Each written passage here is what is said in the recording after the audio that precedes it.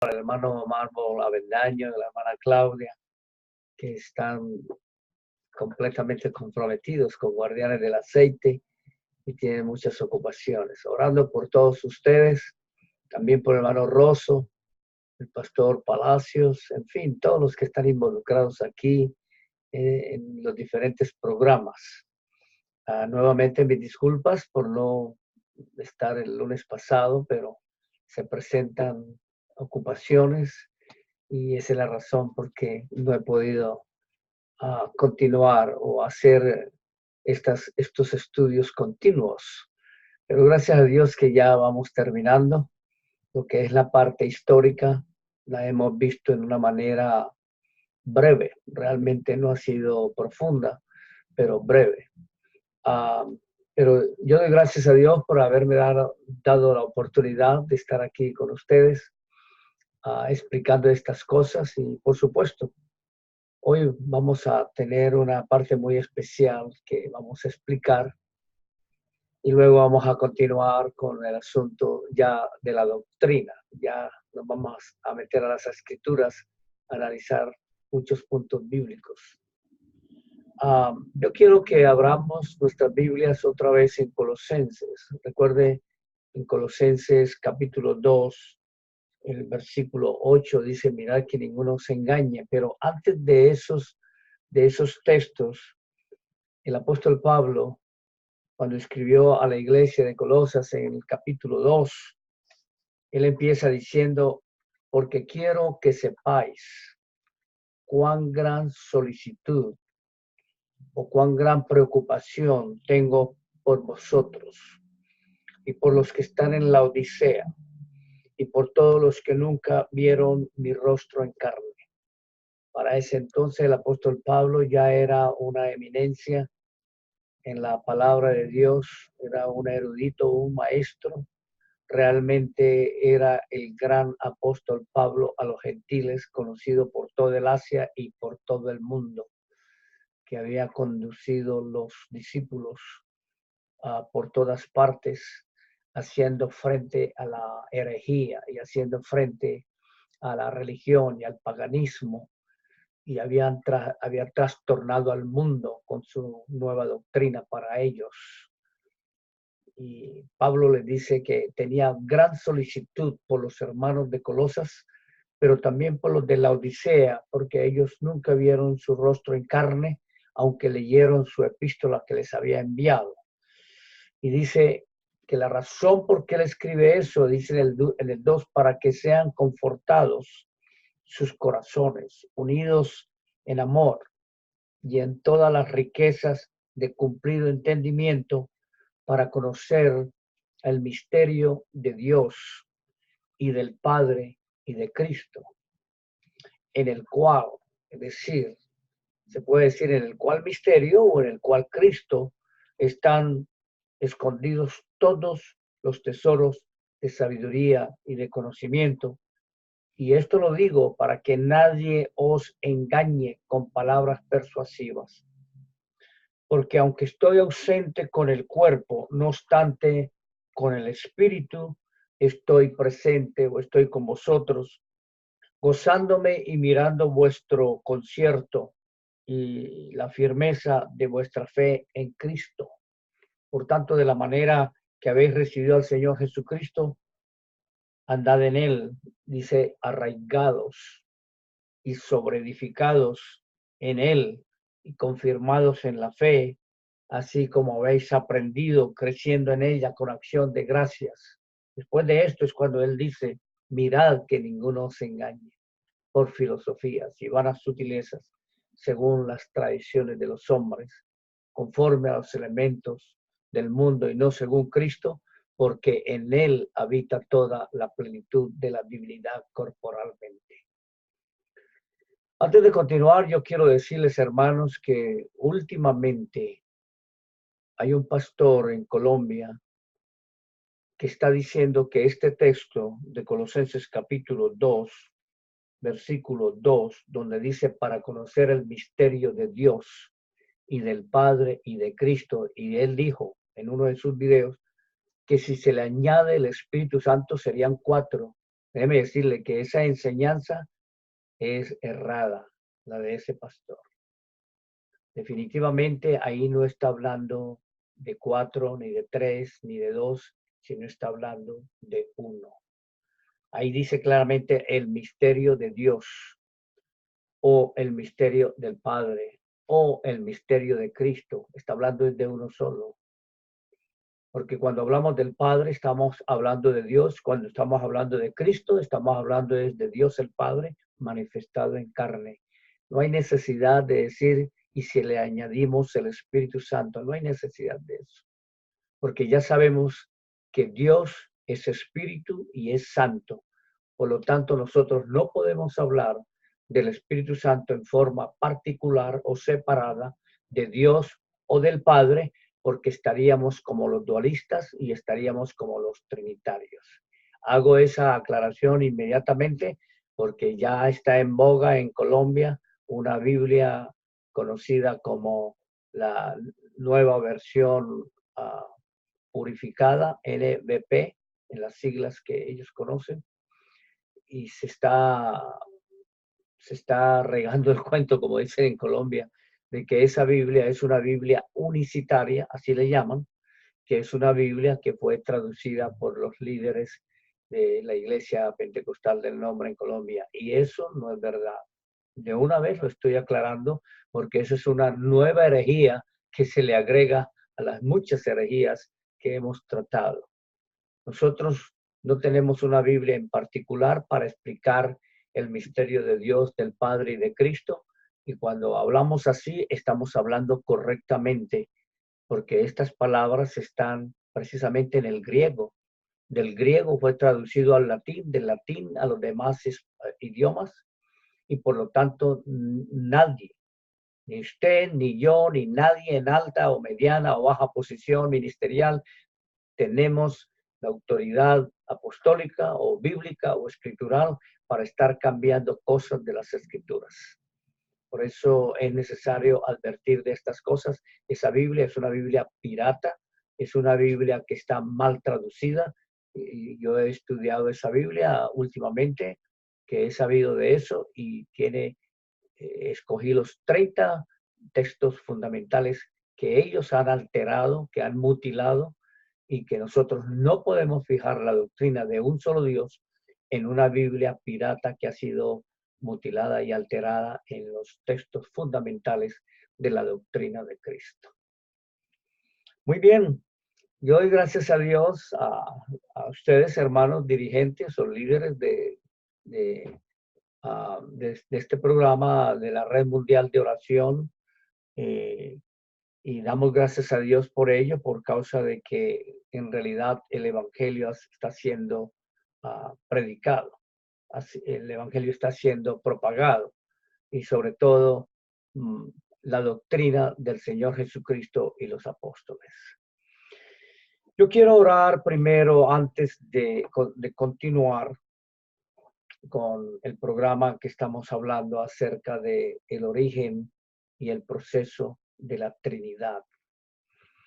Y la razón para orar es para que el Señor guarde su iglesia, porque estamos en el centro del ojo de la apostasía mundial.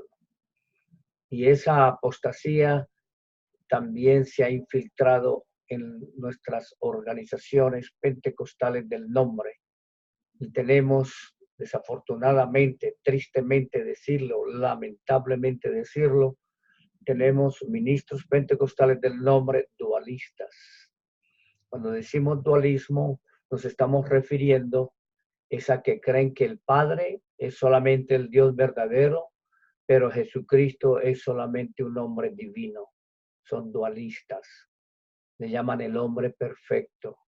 Son dualistas, nada más.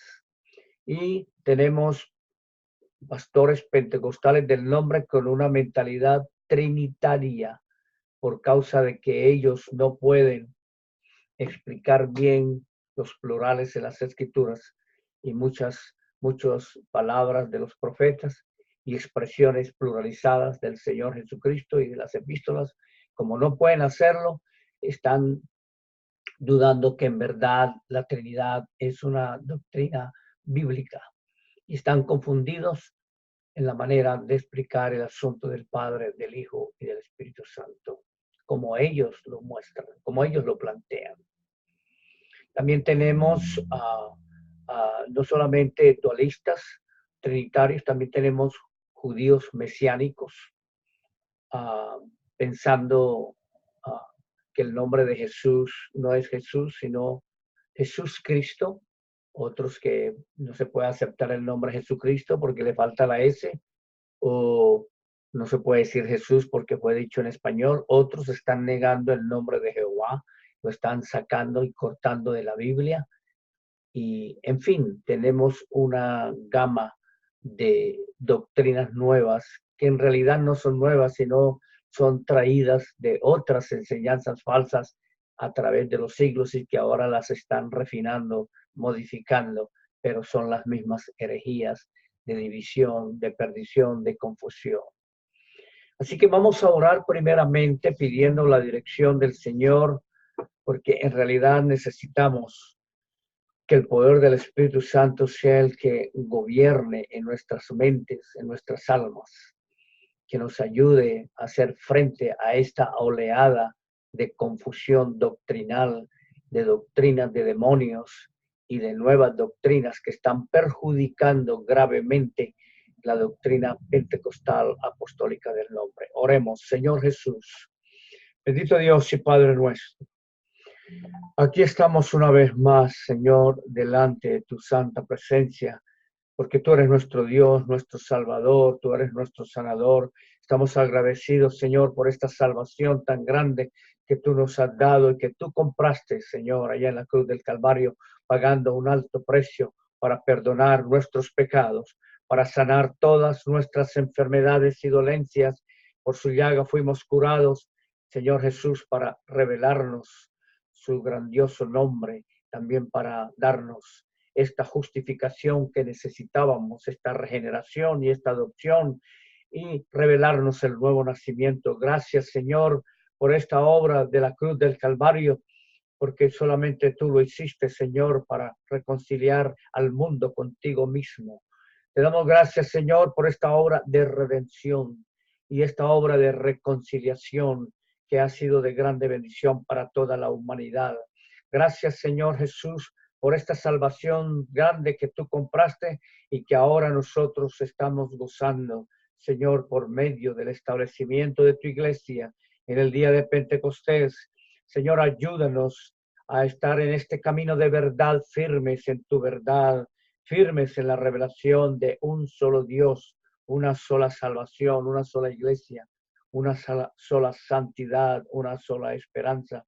Señor Jesús, te rogamos que tú obres a través de los creyentes, de los ministros, a través de tu Espíritu Santo en ellos, en nosotros, para que tu Espíritu sea el que nos guarde del mal, nos guarde del error, nos guarde de todo tipo de doctrinas falsas y creencias extrañas y modernas que están surgiendo. Ayúdanos, Señor, por medio de tu Espíritu Santo a conservar tu doctrina verdadera. Guárdanos, Señor, con el poder de tu sangre preciosa. Reprendemos todo espíritu de error, reprendemos todo espíritu de demonios, todo espíritu de doctrinas falsas, todo demonio de error y de doctrina que está en contra de la doctrina de la piedad, del misterio de la piedad o de su voluntad. Guárdanos, Señor, con pureza por el Espíritu Santo. Guárdanos, Señor Jesús, por medio del poder de tu nombre. Aléjanos, Señor, de toda influencia mala de doctrina que se pueda encontrar en cualquier medio. Bendícenos, Señor Jesús, con tu presencia a cada momento. En el nombre del Señor Jesucristo. Amén y amén. Gloria al Señor. Gracias a Dios por ello. Gracias al Señor por esta oportunidad que ustedes me han dado, hermanos, para estar frente a estas cámaras y poder con toda libertad explicar este asunto de la historia del proceso o del origen y el proceso de la enseñanza de la Trinidad. Como siempre lo he dicho, nunca le llamamos una doctrina de la Trinidad porque no es una doctrina bíblica inspirada, sino que es una enseñanza secular, es un dogma enseñado por el catolicismo romano. Hemos hablado de muchos tópicos, hemos mencionado los gnósticos primitivos, hemos mencionado también los que le siguieron, los ebionitas con sus corrientes gnósticas, hemos también mencionado a los docetistas y hemos mencionado a los marcionistas, que cada uno tenía una forma diferente de explicar el gnosticismo, unos quitando unas cosas y otros agregando otras. Y también hablamos de Arrio, que fue uno de los que para el siglo III ya estaba en boga esa enseñanza de que Jesucristo era simplemente un ser creado por el Padre antes de los siglos y que por lo tanto también ellos lo identificaban como un arcángel. Ellos fueron los que originaron eso y la corriente que les sigue en este tiempo son los llamados o los mal llamados testigos de Jehová que empezaron en 1874, empezaron su secta llamada los ruselistas o los estudiantes de la Biblia. También hablamos de Montano.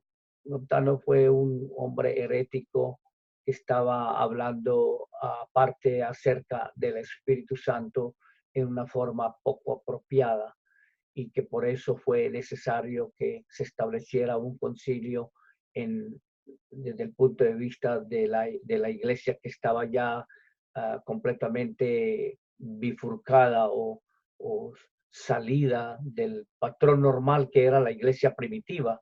Era una iglesia que estaba ya corrupta por la doctrina y se estaba formando lo que era el catolicismo romano. Entonces esa iglesia fue la que estableció el primer concilio de Nicea, con el fin de contrarrestar los pensamientos de Arrio y más adelante para contrarrestar los pensamientos de Montano en cuanto al Espíritu Santo. También hablamos del apolinarismo o de las doctrinas de Apolinar, donde él pensaba que Jesucristo tenía solamente una naturaleza, la naturaleza divina, y la naturaleza humana la eliminó completamente por causa de que él pensaba que el verbo fue el que tomó el intelecto de la mente del Señor y eliminó el espíritu y el alma de Cristo. Son puras teorías y puras deducciones carnales completamente desviadas sobre la naturaleza del Señor Jesucristo. Ese fue el tal Apolinar. Una corriente moderna es casi similar al apolinarismo, la tienen hoy los que llaman los de la carne divina, que ellos piensan que Jesucristo no tomó ninguna participación de una carne humana como la de nosotros, ni sangre humana, sino que su carne fue celestial y su sangre fue celestial. Y eso no tiene ninguna base bíblica. Actualmente hay un auge, un resurgimiento de esos movimientos que se llaman carnes divinas, que entre paréntesis es un nombre bastante ordinario para referirse a la humanidad del Señor Jesucristo. También hablamos sobre el monofisismo. El monofisismo, como explicábamos, viene de dos raíces griegas, monos y fisis, es decir, una sola naturaleza. Mono, una, y fisis, naturaleza, una sola naturaleza. Y por eso es que algunos lo llaman monofisistas, pero parece que la palabra correcta es monofisitas. Y esos monofisitas también creían en una sola naturaleza. Ellos no identificaban la naturaleza humana del Señor Jesucristo, sino solamente su divina. También hablamos de Nestorio. Nestorio fue un hombre, un patriarca que comenzó a explicar en el siglo III o IV, comenzó a explicar que en Jesucristo habían dos naturalezas. Ya lo dijimos. Él creía firmemente que Jesucristo tenía dos naturalezas, la divina y la humana, y que Jesucristo era 100% Dios y 100% hombre. Es decir, él creía que era verdaderamente Dios, verdaderamente hombre. El problema con Nestorio era que lo divino que él llamaba era a Dios el Hijo. Y él pensaba que había un Dios en la eternidad que fue el que se manifestó en carne en el vientre de la Virgen María y que el hijo que nació de María entonces era otro hijo. Entonces él creía en dos hijos. Él creía en dos hijos, uno divino y uno humano. Y él fue el que inventó eso de la doble naturaleza que había en Jesucristo. Yo personalmente no uso esos términos con el fin de no ser identificado nestorianista. Yo puedo hablar de la divinidad del Señor Jesús y puedo hablar de la humanidad del Señor Jesucristo sin necesidad de usar términos que usaron esos antiguos herejes o antiguos hombres con doctrinas falsas, torcidas, completamente extrañas a la revelación que establecieron o que dieron a conocer los apóstoles y los profetas. De manera que nosotros no somos nestorianistas, por más que hablemos de su divinidad y su humanidad. Somos completamente opuestos a la doctrina de Nestorio. Aunque él usaba esas expresiones, nosotros debemos evitarlas en realidad. Debemos usar los términos de la Biblia para evitar confusión con esos herejes. También hablamos de Tertuliano, que fue uno o el primero en usar la palabra Trinitas en latín para luego de esa palabra generar la palabra Trinidad que hoy en día se conoce. Y aunque la Trinidad de él no era igual a la Trinidad que aprobaron en el Concilio de Nicea en adelante, él fue uno de los que tomó también el conocimiento del logos por parte de los filósofos y por parte de Filón de Alejandría, como dijimos. Lo mismo Orígenes. Orígenes fue realmente más exacto, más literal en tomar el concepto de un Dios verdadero y un Dios también similar al Dios verdadero, pero inferior. Eso lo tomó fue de Filón de Alejandría, diciendo que el Logos era un Dios, pero era un Dios inferior a Dios el Padre.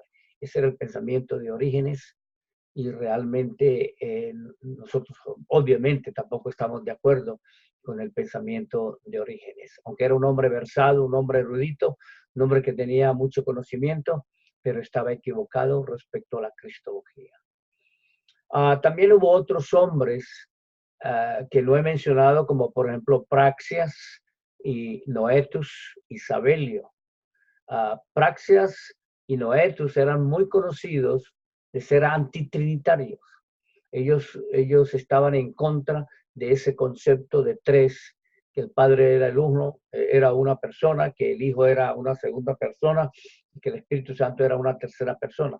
Él estaba en contra de eso. Y lo mismo Noetus. El problema es que ellos creían en un solo Dios absoluto. Pero el problema de ellos era que creían en un Dios dinámico, es decir, creían en una doctrina adopcionista. Ellos pensaban que Jesucristo solamente vino a participar de la divinidad del Señor, fue a partir de que Dios lo reconociera como hijo adoptivo a partir del bautismo. Así creían Praxias y así creían Noetus, aunque ellos eran grandes defensores del monoteísmo antiguo y eran conocidos como también, según se utiliza ese término, modalistas o seguidores del modalismo, aunque esa palabra realmente no debemos usarla en ese siglo segundo, tercero, cuarto y quinto, y sexto, séptimo, en fin, no podemos usarla en esos siglos, porque el término modalismo o modalista realmente fue a partir del siglo XIX. Y por eso cuando usted puede leer algunos libros sobre esas cosas, ellos están diciendo que Praxeas era modalista y que Noetus era modalista, pero realmente es mejor decir que creían en el monoteísmo, pero a la misma vez creían en el adopcionismo, lo cual era un monoteísmo completamente imperfecto. Es como, por ejemplo, los musulmanes. Los musulmanes creen en un solo Dios, Alá, porque así se menciona en árabe, Alá. Pero ese monoteísmo es un monoteísmo imperfecto. ¿Por qué? Porque ese único Dios de los musulmanes fue sacado de un panteón preislámico de idolátrico, donde ese único Dios estaba rodeado de otras tres consortes que eran consideradas diosas. Entonces ese monoteísmo no es el monoteísmo de la Biblia. Tenemos que tener mucho cuidado. De manera que no todo el que diga yo creo en un solo Dios es que sea monoteísta como nosotros. Los testigos de Jehová dicen que son monoteístas. Ellos creen que Dios el Padre es el Dios verdadero y ellos dicen que son monoteístas. El problema es que ellos niegan que Jesucristo sea Dios el Padre manifestado en carne o que sea Dios manifestado en carne. Solamente lo consideran un mero hombre. Entonces, no son verdaderos monoteístas, porque el monoteísmo en el contexto de la iglesia cristiana, que comenzó desde el día de Pentecostés hasta nuestros días, en ese contexto de la iglesia del libro de los Hechos y de las epístolas, el monoteísmo bíblico también cuenta o tiene en cuenta a Jesucristo como Dios manifestado en carne, como el Dios de Israel manifestado en carne. Cualquier doctrina que diga que es monoteísta, pero no considera a Jesucristo como el mismo Dios de la eternidad y del Antiguo Testamento manifestado en carne, entonces no es la verdadera doctrina monoteísta, no es la verdadera doctrina de Cristo. Así que Praxias y Noetus eran considerados monoteístas, pero adopcionistas. Es decir, que creyeron que Jesucristo hacía parte de la divinidad o adoptado por la divinidad a partir del bautismo que fue adoptado por Dios. Entonces viene también Sabelio. Sabelio era muy conocido, realmente era un sacerdote teólogo africano de Libia del siglo III, y él representaba la fuerza más grande de esos siglos tercero y cuarto. Fue el movimiento más grande antitrinitario. Él no aceptaba que cuando se decía Padre, Hijo y Espíritu Santo se estaba refiriendo a tres personas divinas y distintas, sino, según lo que nos dicen los mismos trinitarios, que se refería era a tres modos de existencia, es decir, que el Padre era un modo, que el Hijo era otro modo y que el Espíritu Santo era otro modo, lo que hoy en día se conoce como manifestaciones. De ahí salió el término manifestaciones. Entonces, lo que hacía Sabelio era defender que Dios se había manifestado en tres modos diferentes, como Padre en la creación, como Hijo en la redención y como Espíritu Santo en manifestación. Eso es lo que nos dicen los trinitarios, porque ellos fueron los que quemaron todos los documentos de Sabelio, y todo lo que sabemos de Sabelio es lo que ellos nos dicen o lo que quieren decirnos en sus documentos. Pero esa enseñanza de que Dios es uno porque es Padre en la creación, Hijo en la redención y Espíritu Santo en manifestación, eso no es apostólico. Nosotros la hemos adoptado y pensamos que eso es bíblico, pero no lo es. No lo es por causa de que está presentando a un Dios en secuencia, pero con una diferencia de siglos. Y se quedó con el concepto de tres. Nosotros presentamos a través de la palabra de Dios que en la Biblia no existe un concepto de tres en relación con Dios. Decir eso de que Padre en la creación, después pasaron otros siglos hasta que se presentó el Hijo como para redimir, y después se presentó el Espíritu Santo, es separar al Padre del Hijo y del Espíritu Santo. Es el mismo concepto católico que dio como resultado a los concilios donde aprobaron la Trinidad. Personalmente yo no acepto esa expresión sabelianista, porque en realidad nosotros no procedemos de Sabelio y nuestra doctrina tampoco es modalista ni sabelianista. Nuestra doctrina viene del Señor Jesucristo y los apóstoles. Nuestra doctrina es antes de Sabelio. Sabelio existió por ahí en el siglo III, pero nosotros nos ubicamos doctrinalmente es desde el siglo I, cuando nosotros presentamos las enseñanzas del Señor Jesucristo y de los apóstoles. De manera que lo que tenemos que hacer es volvernos a la Biblia. No decir yo procedo de Sabelio, o yo enseño como Sabelio, o yo enseño como Praxias, o yo enseño como Noetus, porque en realidad esos hombres tenían algunas diferencias. Sabelio no lo tenía, según lo que hemos estudiado acerca del sabelianismo, porque el sabelianismo se dividió en dos formas. Una era monarquiana y la otra era patripaciana, perdón. Monarquiana y patripaciana.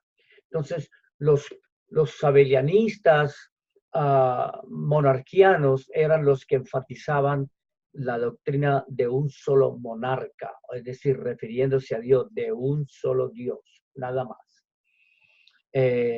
Manifestado en tres modos, como lo acabo de decir, mientras que los sabelianistas, que eran patripacianos, como Noetus y Praxias, ellos creían de que Dios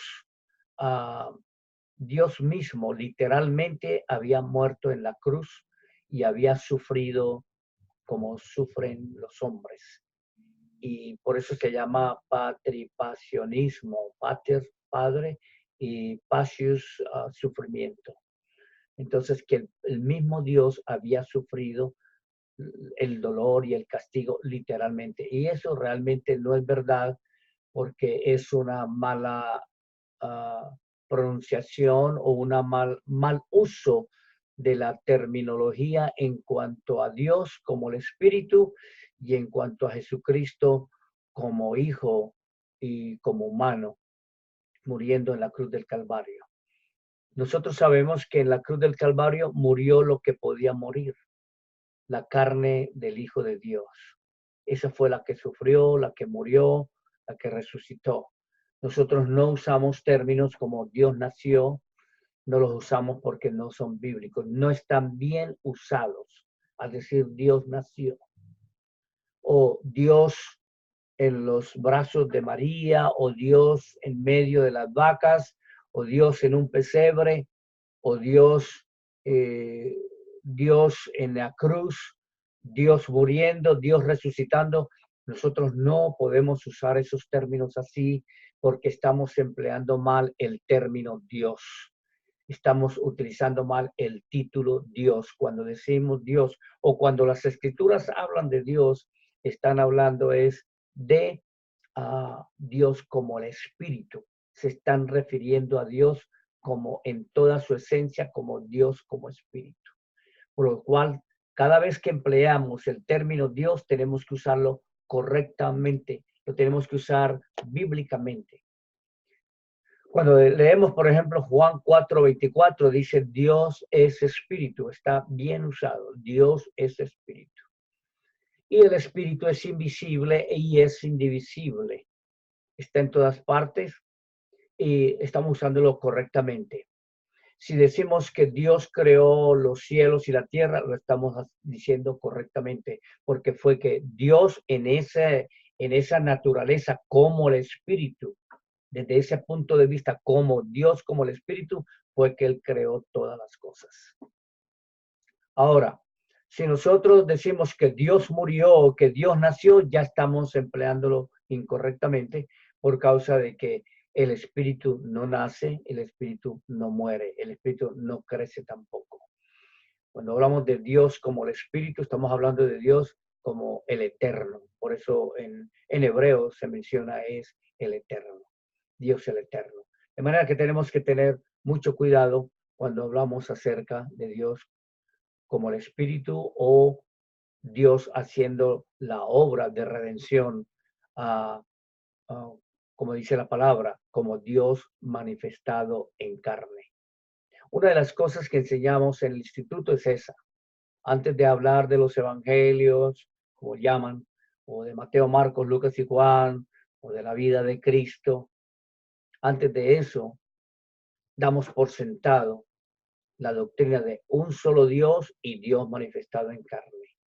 Enseñamos que la Biblia sí proclama, la Biblia sí enseña que Dios es uno y que ese Dios uno fue el que se manifestó en carne en Belén, por lo cual cuando hablamos de Jesucristo tenemos que hablarlo desde esas dos maneras, como Dios y como Dios manifestado en carne. Y como Dios manifestado en carne, la Biblia le tiene un término especial y es el Hijo de Dios. De manera que los abelianistas son monarquianos o patripasionistas. A nosotros nos identifican como sabellianistas monarquianos. Yo personalmente no quiero que me identifiquen como sabellianista. Quiero que me identifiquen como un seguidor de Jesucristo.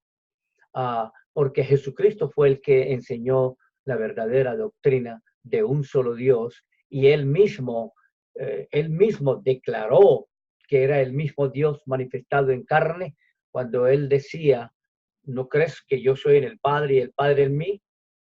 Dice, y también cuando él dijo a Felipe, cuando Felipe le preguntó, Señor, muéstranos el Padre y nos basta, él dijo, tanto tiempo que estoy con vosotros, Felipe, y no me has conocido, el que me ha visto el Padre. Entonces, Jesucristo mismo sí se reveló como Dios el Padre, pero manifestado en carne.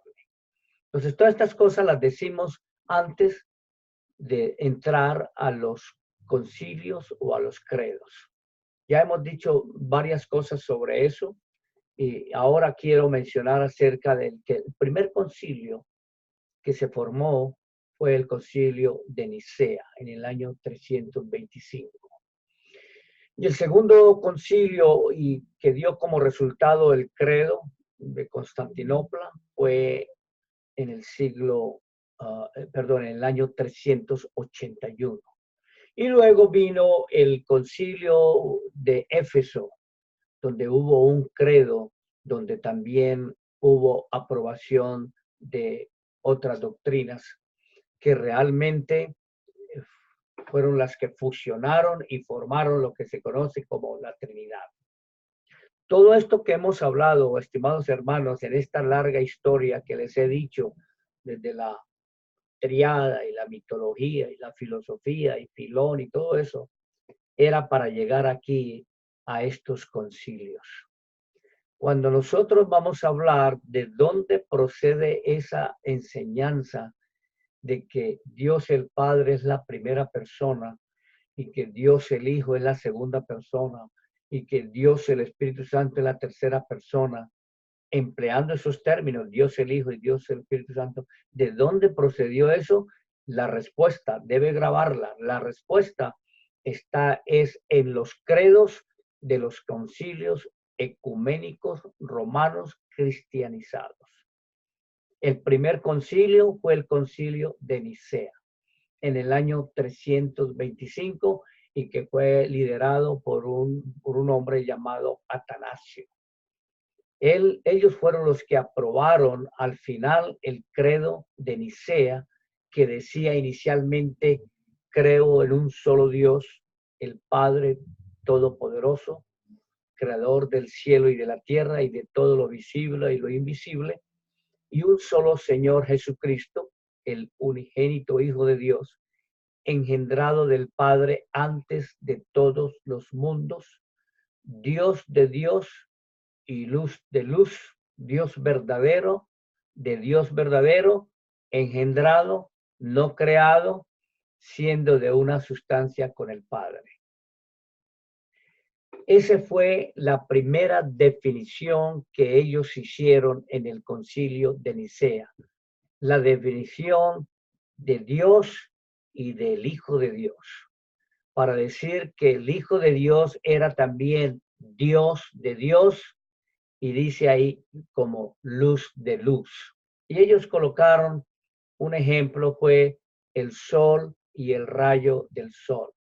Así como el rayo procede del sol y el sol está en el rayo, así era el Hijo de Dios. El Hijo de Dios era Dios mismo, procediendo de Dios, y dice Dios unigénito, procediendo de Dios verdadero, y también luz de luz. Esa definición es completamente antibíblica, porque si usted y yo vamos a definir quién es Dios y quién es el Señor Jesucristo, realmente no necesitamos ir a ese credo de Nicea del año 325, porque eso fue dicho, fue 300 años después, o 225 años después, para ser exactos. 225 años después fue que ellos acordaron y aprobaron ese credo de Nicea, hablando de quién era Dios y quién era Jesucristo. Ahí fue donde aprobaron que Dios el Padre era una primera persona divina y distinta, y Jesucristo era Dios el Hijo, la segunda persona divina y distinta. Eso fue todo lo que aprobaron. Pero si usted y yo tenemos que explicar quién es Dios, quién es el Señor Jesucristo, no vamos a ese credo. Lo que vamos es a la palabra de Dios. Venimos es a estas escrituras, es que venimos.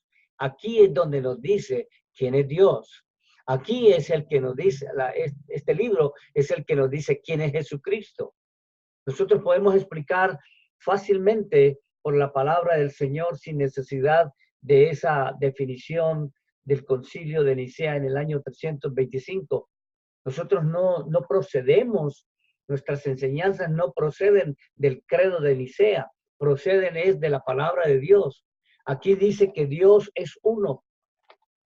Aquí también dice que Dios es espíritu. Aquí también dice que Dios es llamado el Padre. Y también nos dice que Dios el Padre en realidad es eterno. Y nos dice que Dios el Padre es santo. Y en ninguna parte de la Biblia dice que Dios el Padre sea la primera persona divina y distinta. En ninguna parte. Por lo tanto, es una añadidura, es una definición de hombres, imaginación de hombres, para decir que Dios el Padre es la primera persona divina y distinta, es decir, diferente a Dios el Hijo, que era la segunda persona divina y distinta porque procedía del Padre. Hermanos, esos términos están mal aplicados, eso de proceder, porque se está haciendo una segunda persona divina y distinta. Todo lo que yo quiera saber, todo lo que usted quiera saber sobre Dios está aquí en la palabra del Señor. No solamente le dice que Él es el Padre, también le dice que es invisible, también le muestra que Él es eterno, también le muestra que Él es santo. De manera que cuando hablamos del Espíritu Santo, estamos hablando de Dios mismo. Cuando hablamos de Dios el Padre, estamos hablando del Espíritu Santo, porque el Espíritu Santo es la esencia de Dios el Padre. Dios es espíritu, el espíritu es la esencia de Dios. De manera que no estamos hablando de dos personas ni de tres personas, sino estamos hablando de uno y el mismo Dios. Si queremos saber cuál es la actividad de ese único Dios en la eternidad, muy fácil.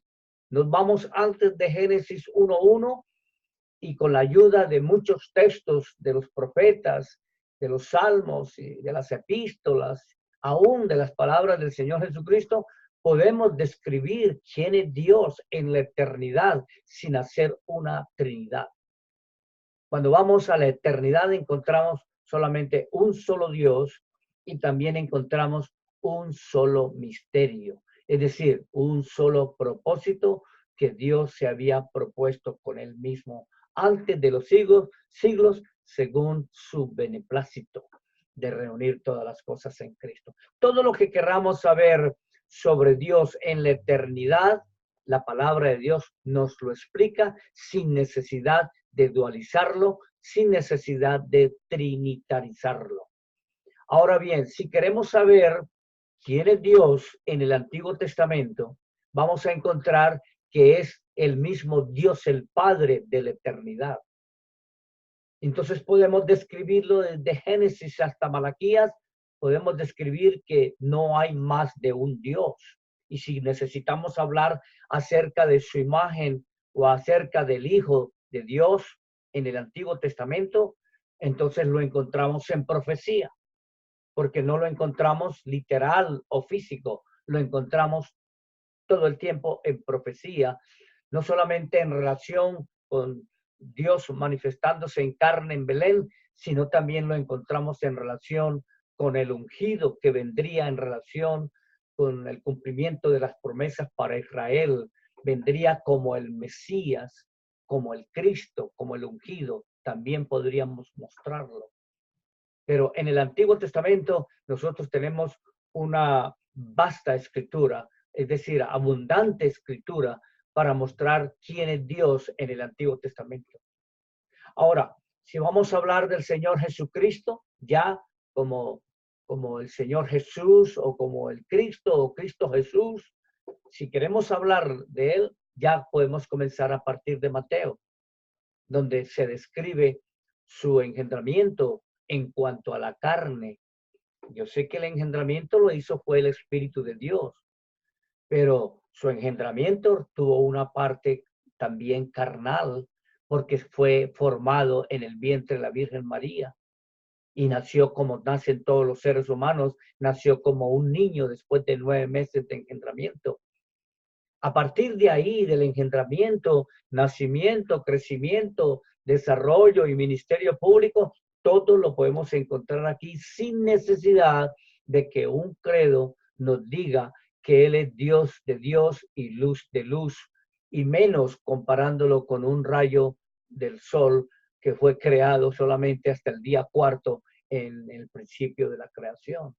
Entonces, todo lo que querramos saber sobre Jesucristo, sobre su divinidad, sobre su humanidad, la encontramos a partir de Mateo, y no solamente Mateo, Marcos, Lucas y Juan. Llegamos a las epístolas, inclusive hasta el libro de Apocalipsis, podemos mostrar la divinidad del Señor o mostrar que Él es uno solo. De manera que este concilio de Nicea decía que Jesucristo era engendrado del Padre antes de todos los mundos, porque ellos creen así en esa doctrina, que fue engendrado literalmente como un hijo divino eterno. Eso no tiene sentido. Si es engendrado, pues no es eterno, y si es eterno, no es engendrado. Pero eso ya es otra enseñanza. De manera que nosotros no creemos eso, Dios de Dios, luz de luz, y que por lo tanto era Dios el Hijo, la segunda persona. Realmente eso no lo creemos y no lo aceptamos. De ahí es que procede, del credo de Nicea, es que procede esa primera enseñanza acerca de Jesucristo, convirtiéndolo como Dios el Hijo. De manera que cuando hablamos con nuestros amigos trinitarios de cualquier organización, o ya sean católicos romanos, podemos mostrarles a ellos que nosotros conocemos esos credos y conocemos esos concilios.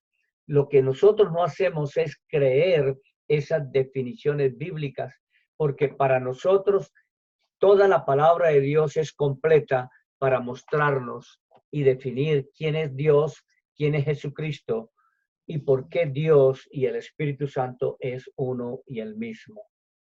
De manera que eso es todo lo que podemos decir ahora brevemente sobre el Concilio de Nicea.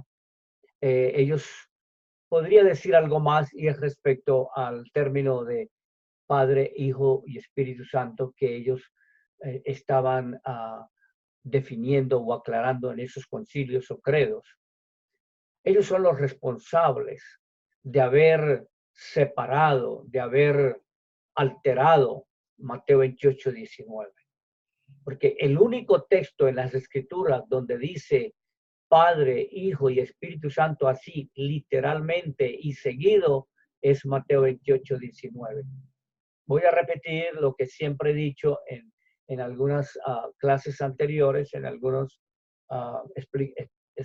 explicaciones anteriores, y es de que cuando hablamos de Mateo 28, 19, existe una sospecha de que ese texto es una interpolación, que ese texto es una añadidura, que alguien, la mano de un escriba por ahí que estaba a favor del trinitarianismo, llegó y lo introdujo, lo escribió, lo agregó, que es un agregado.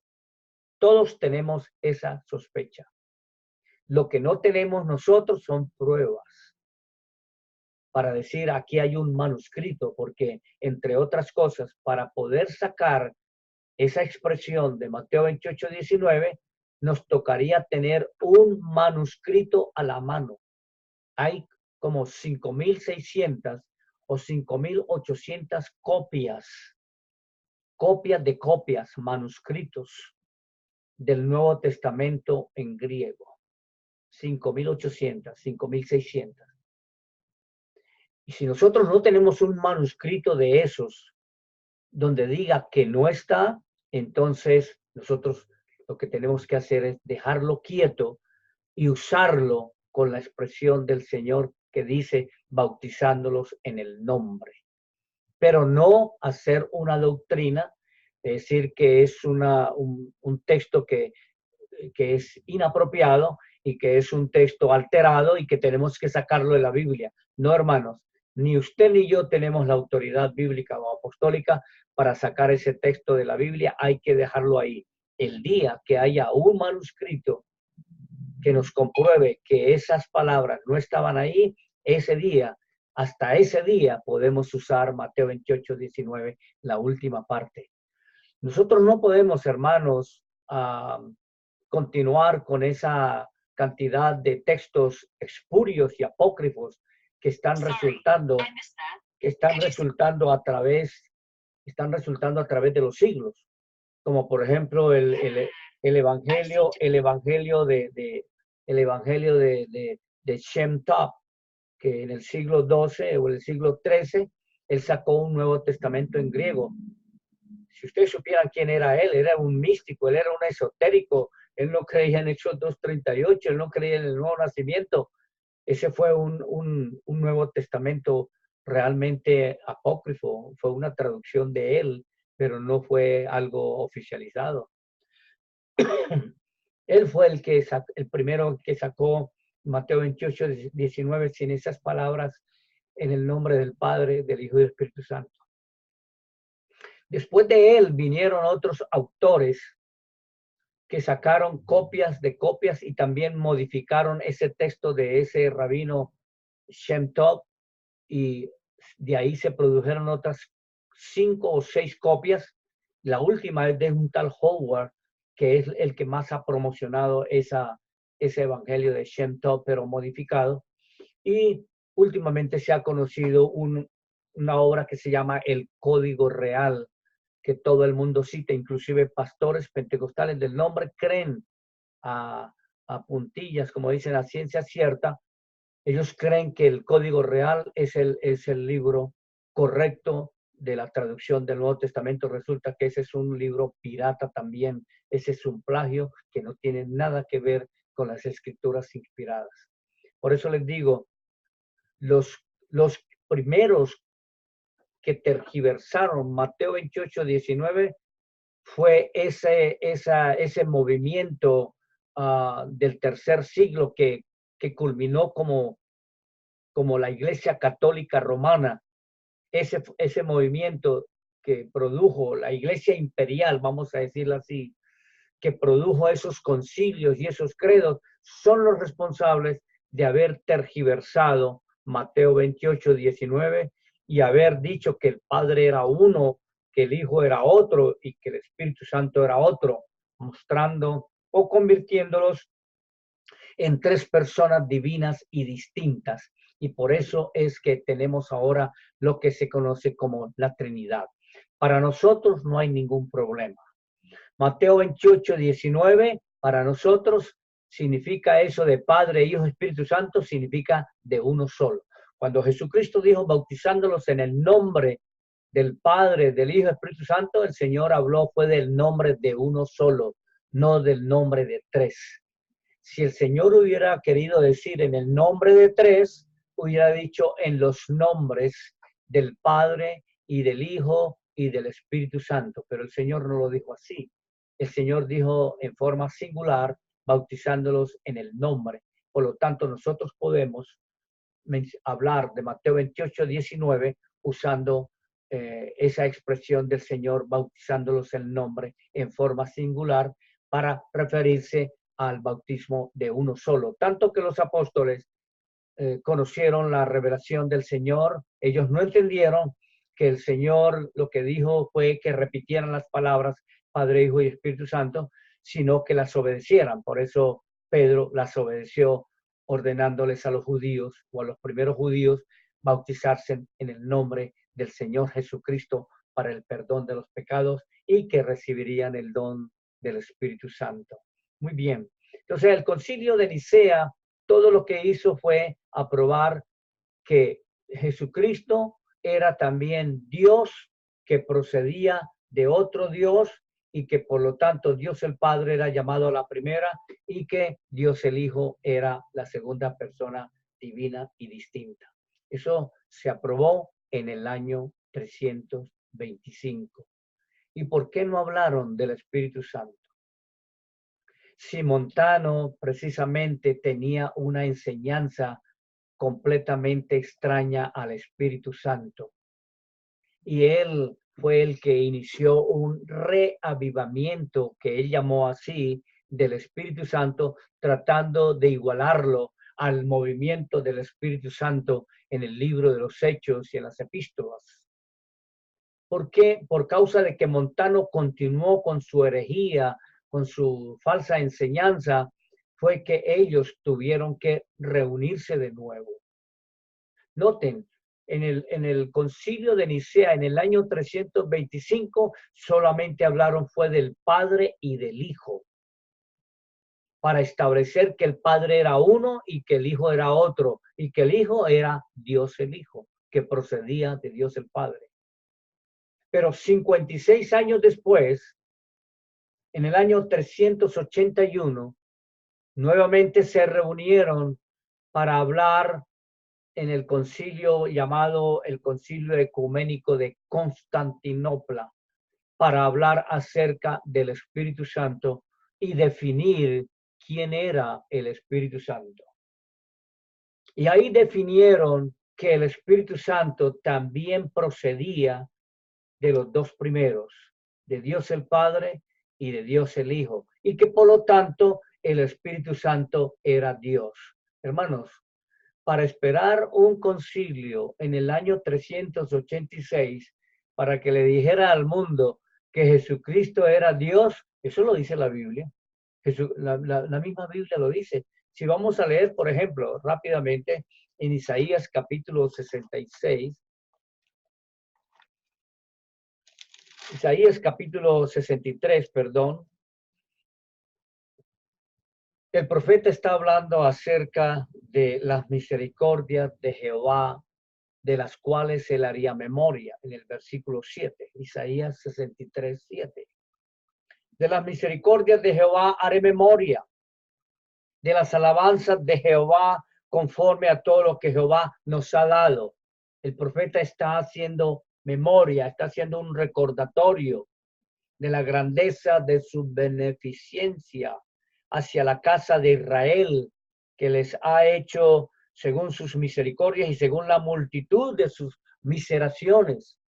Isaías está haciendo memoria del amor y la misericordia y la compasión que Dios a través de los siglos ha tenido para Israel hasta el tiempo de Isaías. Porque dice en el 8, ciertamente mi pueblo son hijos que no mienten y fue su Salvador. Es decir, el mismo Dios de Israel era el Salvador de Israel. Y por eso era que lo protegía y le proveía amor, misericordia y compasión. Dice en el 9, describiendo por lo que pasó Dios al tratar así a su pueblo.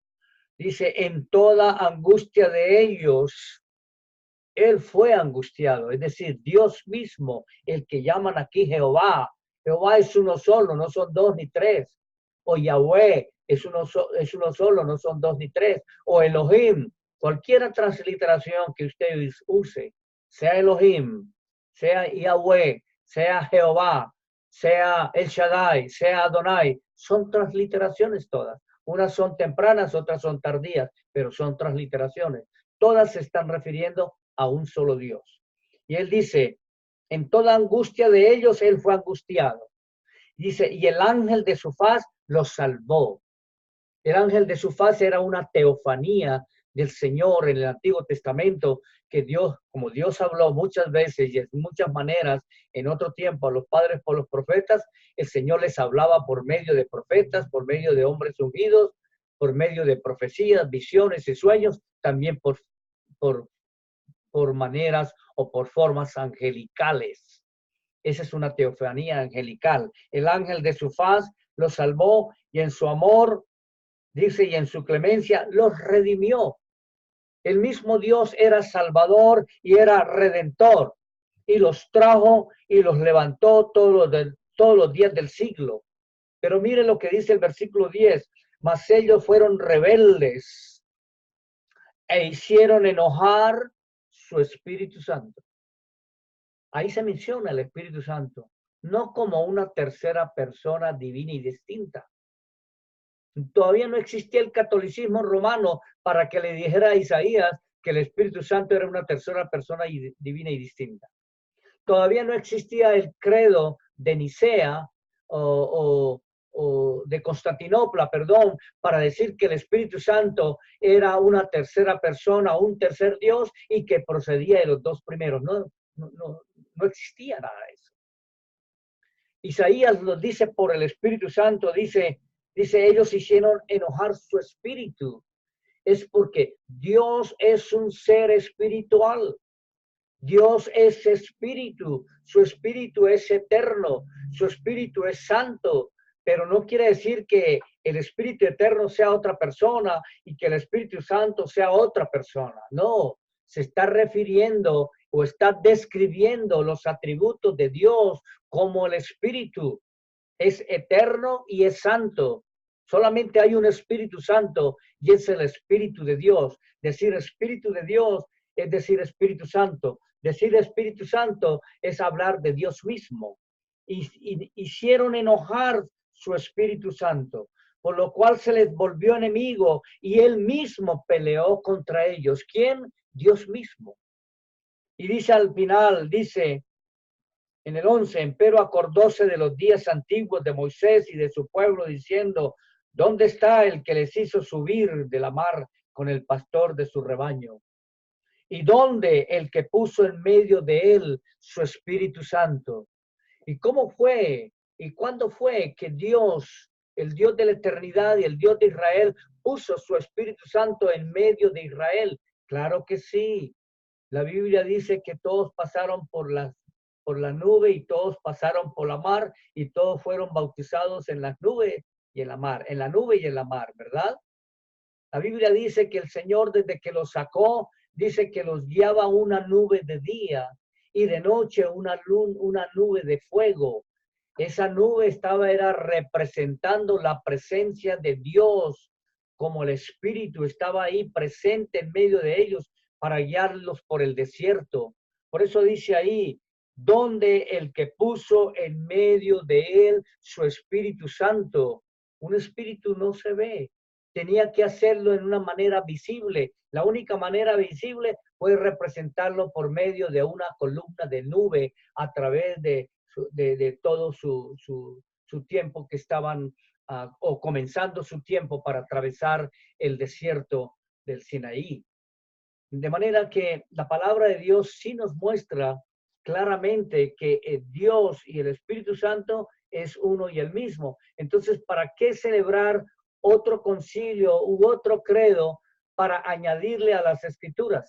El concilio de Constantinopla fue realizado en el 381, 56 años después del de Nicea, para completar la Trinidad. Ese es el origen y el proceso de lo que hoy en día se conoce como la Trinidad. Ahí fue donde ellos establecieron que el Espíritu Santo era una persona divina, pero era tercera a los dos primeros. Y también definieron que era también Dios, la tercera persona que procedía de los dos primeros. Y ellos tal vez se pegaron de este versículo en Juan 16, Juan capítulo 15, versículo 26, que interpretaron incorrectamente. Cuando el Señor Jesús dijo, empero cuando viniere el Consolador, el cual yo os enviaré del Padre, el Espíritu de verdad, el cual procede del Padre, él dará testimonio de mí. Hermanos, ese texto no apoya el credo de Constantinopla. Lo que este credo, lo que este versículo muestra es la realidad de quién era Jesús y quién era el Espíritu Santo. Porque realmente nosotros no basamos la doctrina en un solo texto. Tenemos que echar mano de otros textos, otros testigos para confirmar quién es Jesucristo. Más adelante podríamos mostrar que Jesucristo se presenta como el Espíritu de verdad que derramaría sobre los apóstoles porque estaría con ellos y después sería dentro de ellos. El Señor Jesús lo que está dando testimonio es de que el Espíritu Santo, él, en otras palabras, él se está identificando como el Padre, porque es del Padre que procede el Espíritu Santo. Más tarde él mismo lo dice, que el Padre toma de él todas las cosas, por eso dice que el Padre es el que enviaría el Consolador, pero no porque sean primera, segunda o terceras personas divinas y distintas. De manera que no necesitamos que un credo manipule a Juan capítulo 15, versículo 26, para decirnos que el Padre era uno, que el Hijo era otro y que el Espíritu Santo procedía de los dos primeros.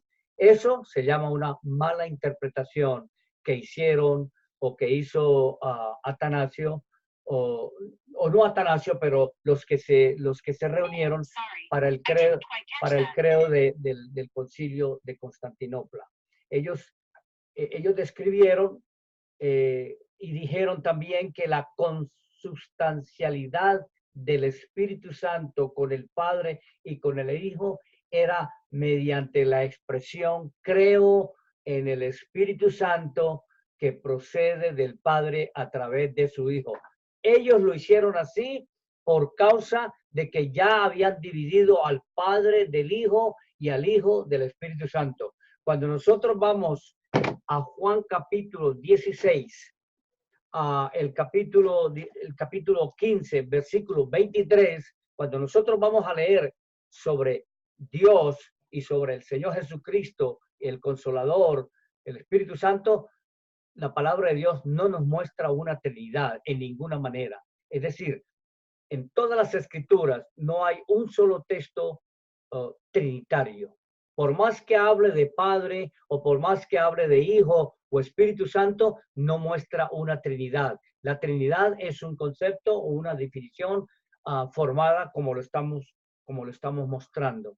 Desde el año 325, luego el año 381 y luego vino el siglo IV, donde hubo el credo o el concilio de Éfeso, donde se aprobó también otras doctrinas en relación con la naturaleza divina de María y la refutación de Nestoriano, de Nestorio y el nestorianismo, y también otra vez refutando las tesis de Montano respecto al Espíritu Santo.